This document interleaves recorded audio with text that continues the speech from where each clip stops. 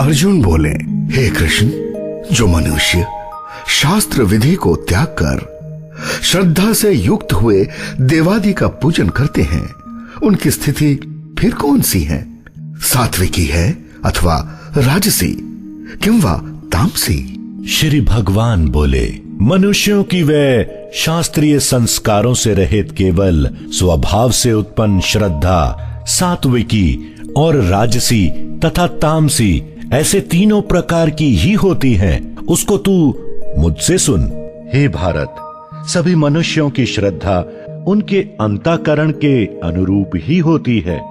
यह पुरुष श्रद्धामय है, इसलिए जो पुरुष जैसी श्रद्धा वाला है वह स्वयं भी वही है।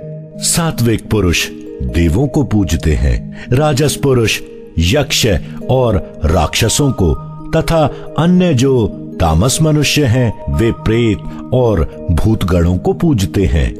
जो मनुष्य शास्त्र विधि से रहित केवल मन कल्पित घोर तप को तपते हैं तथा दंभ और अहंकार से युक्त एवं कामना, आसक्ति और बल के अभिमान से भी युक्त हैं, जो शरीर रूप से स्थित भूत समुदाय को और अंतःकरण में स्थित मुझ परमात्मा को भी कृश करने वाले हैं, उन अज्ञानियों को तू असुर स्वभाव वाला जान।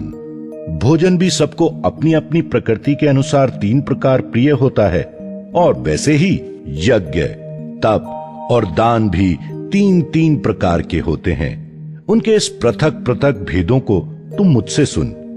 आयु, बुद्धि, बल, आरोग्य, सुख और प्रीति को बढ़ाने वाले रसयुक्त, चिकने और स्थिर रहने वाले तथा स्वभाव से ही मन को प्रिय ऐसे आहार अर्थात भोजन करने के पदार्थ सात्विक पुरुषों को प्रिय होते हैं। कड़वे, खट्टे, लवणयुक्त, बहुत गर्म, तीखे, रूखे, दाहकारक और दुख, चिंता तथा रोगों के उत्पन्न करने वाले आहार अर्थात भोजन करने के पदार्थ राजस पुरुषों को प्रिय होते हैं। जो भोजन अधपका, रस रहित, दुर्गंध युक्त, बासी और उच्चिष्ट है तथा जो अपवित्र भी है, वह भोजन तामस पुरुष को प्रिय होता है। जो शस्त्र विधि से नियत यज्ञ करना ही कर्तव्य है, इस प्रकार मन को समाधान करके फल न चाहने वाले पुरुषों द्वारा किया जाता है, वह सात्विक है।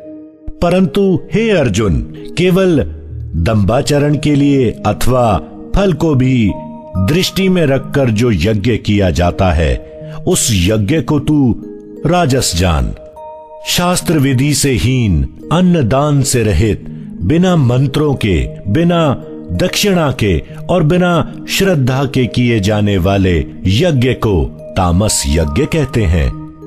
देवता, ब्राह्मण, गुरु और ज्ञानी जनों का पूजन पवित्रता, सरलता, ब्रह्मचर्य और अहिंसा, यह शरीर संबंधी तप कहा जाता है। जो उद्वेग न करने वाला, प्रिय और हितकारक एवं यथार्थ भाषण है तथा जो वेद शास्त्रों के पठन का एवं परमेश्वर के नाम जप का अभ्यास है, वही वाणी संबंधी तप कहा जाता है।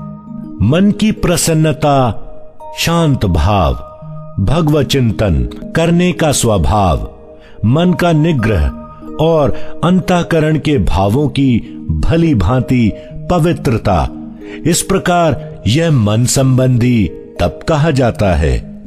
फल को न चाहने वाले योगी पुरुषों द्वारा परम श्रद्धा से किए हुए उस प्रवोक्त तीन प्रकार के तप को सात्विक कहते हैं।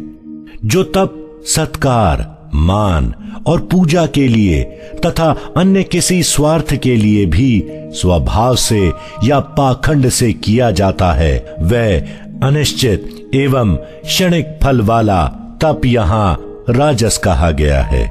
जो तप मूर्तापूर्वक हठ से मन, वाणी और शरीर की पीड़ा के सहित अथवा दूसरे का अनिष्ट करने के लिए किया जाता है, वह तप तामस कहा गया है। दान देना ही कर्तव्य है, ऐसे भाव से जो दान देश तथा काल और पात्र के प्राप्त होने पर उपकार न करने वाले के प्रति दिया जाता है, वह दान सात्विक कहा गया है। किंतु जो दान कलेश पूर्वक तथा प्रत्युपकार के प्रयोजन से अथवा फल को दृष्टि में रखकर फिर दिया जाता है, वह दान राजस कहा गया है।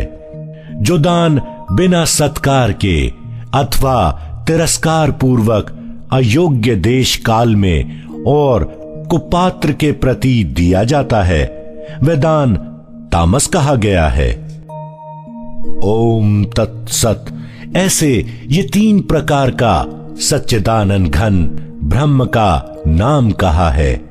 उसी से सृष्टि के आदि काल में ब्राह्मण और वेद तथा यज्ञादि रचे गए हैं। इसीलिए वेद मंत्रों का उच्चारण करने वाले श्रेष्ठ पुरुषों की शास्त्र विधि से नियत यज्ञ, दान और तप रूप क्रियाएं सदा ओम इस परमात्मा के नाम को उच्चारण करके ही आरंभ होती है।